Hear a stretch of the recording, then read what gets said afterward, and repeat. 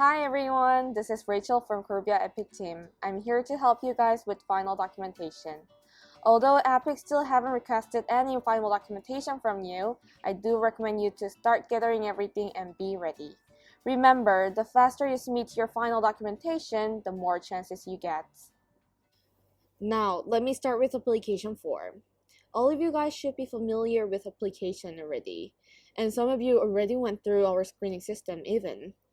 The application form as final documentation, you only need to remember 3 things. Number 1, get ready for 2 passport photos. Please do not print your photo on the A4 paper. It is not acceptable. If you cannot find a place to print your photo on photographic paper, you may use the link below for the service. Number 2, when you're printing out your application form, please do not screenshot your web page, but download the form. If you cannot download the form, please contact your recruiter to send you the file. Number 3, please use your pen to sign the bottom of 5th page of your application form. Sign your signature next to your typed name on the same box. Signing on the last page of application form will not be acceptable. Criminal background check. The most important thing to remember for the criminal background check will be valid date. If you're going for spring intake, you have to get your CBC after August 1st. If you're going for fall intake, you have to get your CBC after February 1st. Also, please double check your name on the CBC before you send it to get apostilled. It rarely happens, but sometimes the government misspells your name.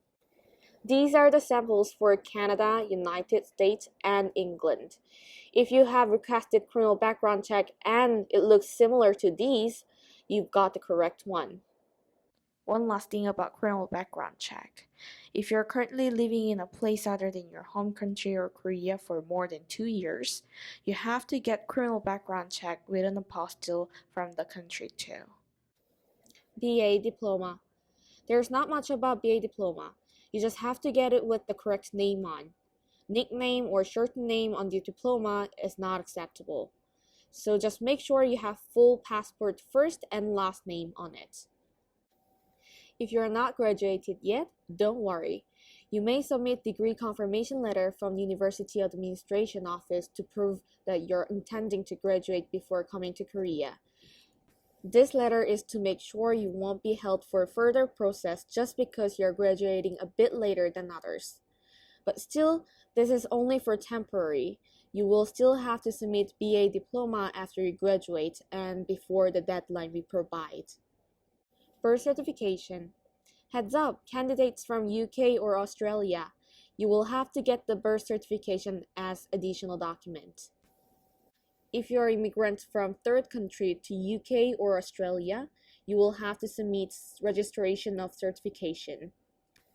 This was provided to you when you were granted to immigrate from third country, so there is high chance of your parents holding on to the original certification. You don't have to submit the original version, but just photocopy the certification will be good enough. Apostille.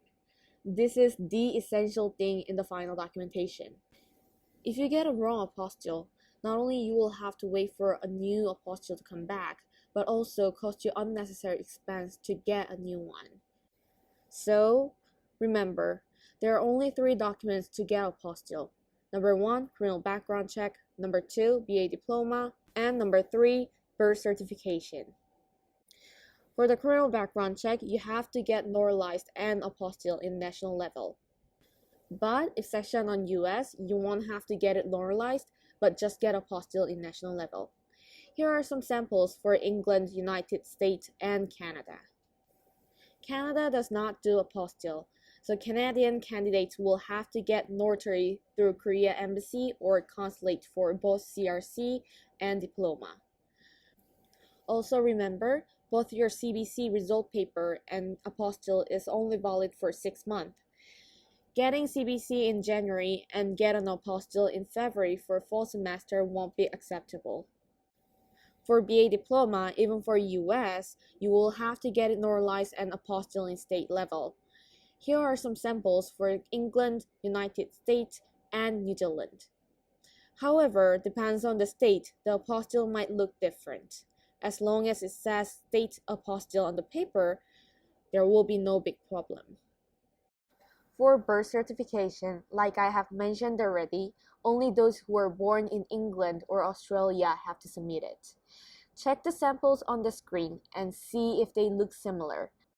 At last, if you have master's degree, you have to get an apostille too. Only the ones who studied education or TOEFL as master, or the ones who studied education as their BA and get MA in different major needs to get an apostille.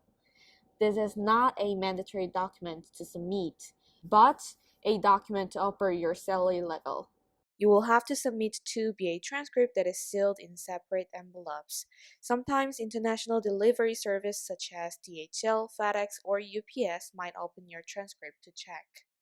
So we do recommend you to write the sentence below on the blank paper and wrap up your transcript before sending.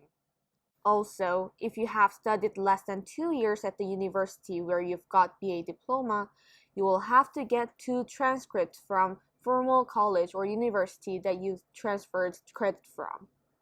However, if you have all the details about how many credits and what kind of classes you've took on the final transcript, you won't have to get another transcript from formal institute. Recommendation letter. The recommendation letter is one of the documents that takes a lot of time to get a new one. Especially if your professor takes 2 to 3 weeks to write one for you, the letter definitely will be the one you really don't want to mess up with. Luckily, we get to screen your recommendation letter when we are screening your initial document. However, even we might miss the mistake on the letter, so do make sure you have everything by checking the following list. Here's the sample of recommendation letter. Make sure you have everything typed except ink signature. Just to repeat, a signature will be the only thing on the letter that is written by pen. Now, here are some bad samples of reference letter. This letter was asked to revise because it has SMOE on it. If you're only applying for Seoul and if you're not intending to try on any other province after failing Seoul position, this will be fine.